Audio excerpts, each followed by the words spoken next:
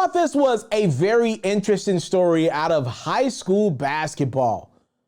Senior by the name of Emoni Bates. I don't know if you've had the opportunity to check out some film from Emoni, check out some highlights, some Ball is Life, check out a game or two of Emoni. I saw him on ESPN a couple times so far this year. I don't know if you've been able to see this young man's game. He's going to go straight from high school this year, straight to college, or that was the plan initially. I don't know if you had a chance to see this gentleman's game, but he is for real. I want to emphasize this, so I'm going to say this 3 times so you get it, right? I don't say this often. I want to, again, say this one more time. I don't say this often. I think the last time I put this type of praise on a player was Derrick Rose. Emoni Bates is the real deal. This dude is a once-in-a-generation talent.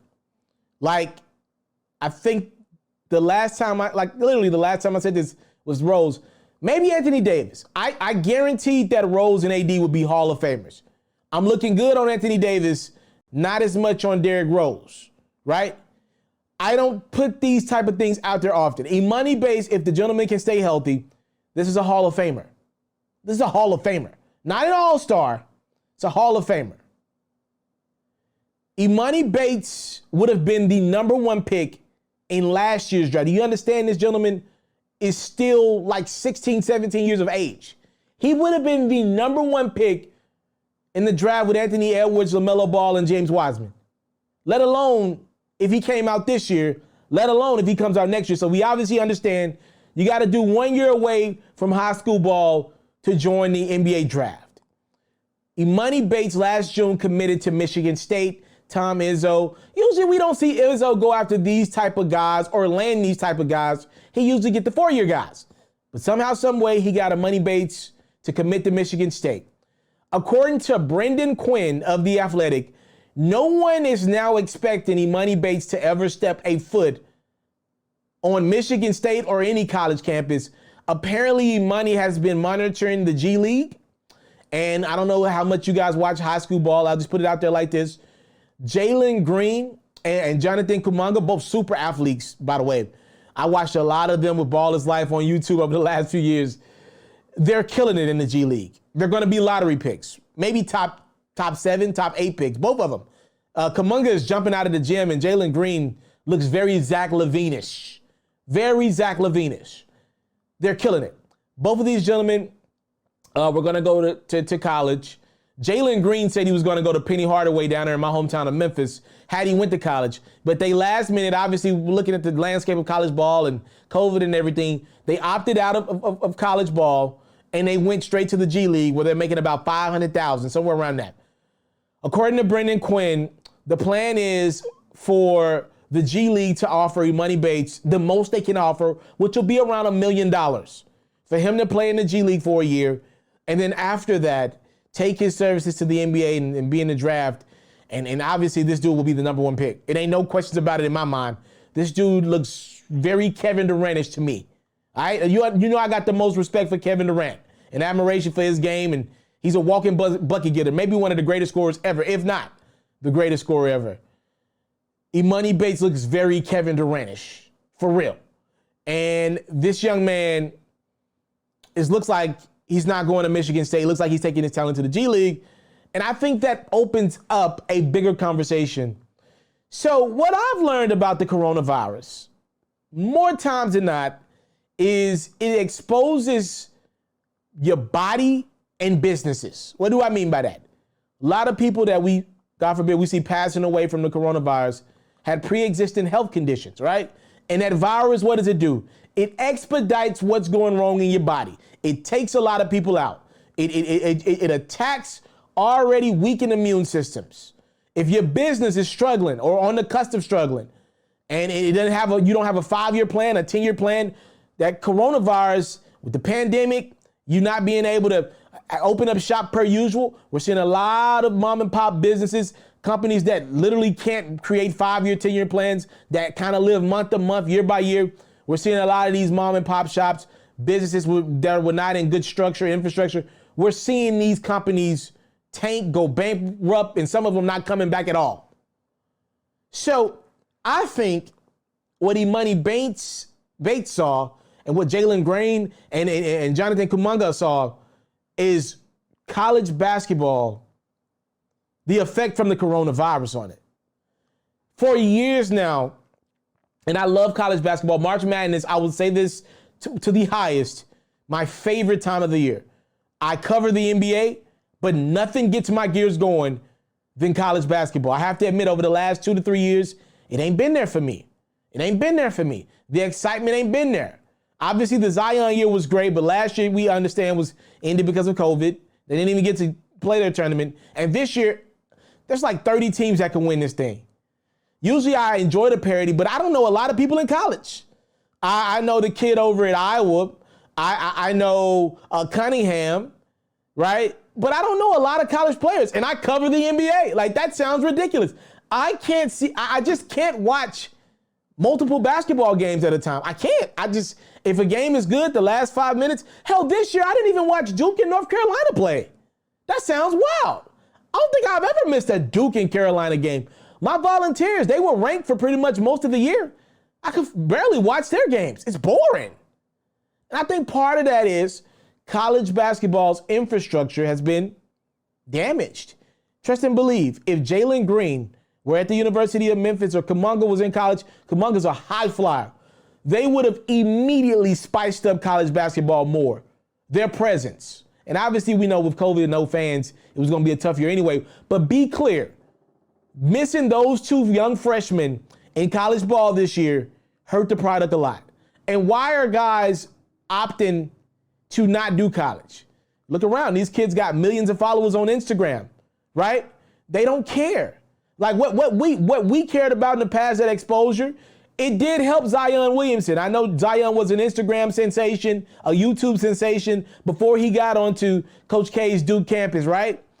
But I got to be real. Duke helped Zion's brand. It did help the brand of Zion Williamson. It helped RJ Barrett's brand that year, right? Let's just be real about it, for sure.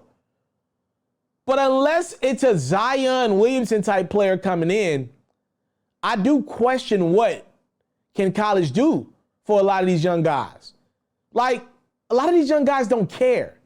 If college basketball ain't gonna have that tick, if you're telling me these scouts are just gonna watch more G League basketball and focus in on these guys who are, by the way, competing against grown men, the ultimate focus, because playing in G League, I know it's a nice payday for them young men, but it ain't the same as going to college and being the man on campus. I mean, you got to pay for your own hotel with the G League.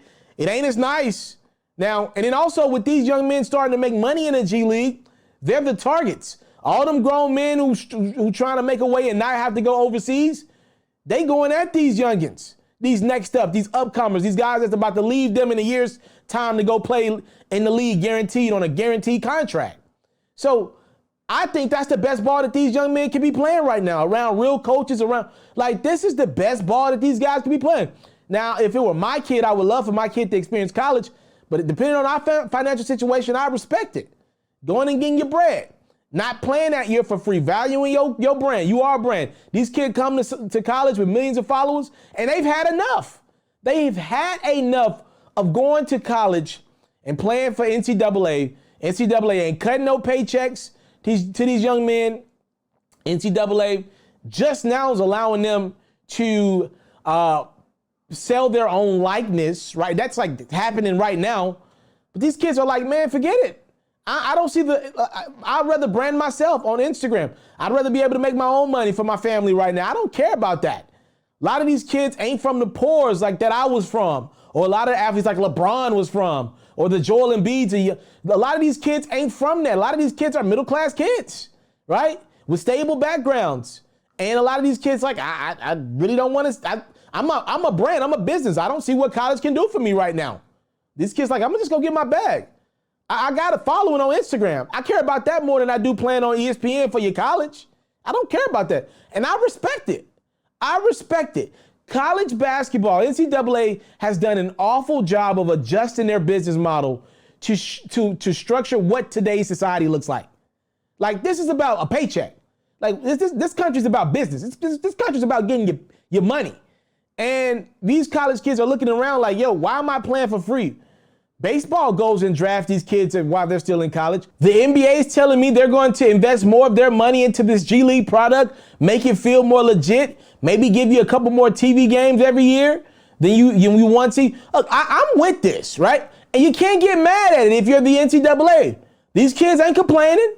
They're just doing something else now. For years, you guys have made money. I was looking at the tickets to that Duke, North Carolina game a couple years ago when Zion and RJ and Cam Reddish was there on campus. I think that's the game where Zion went through his shoe.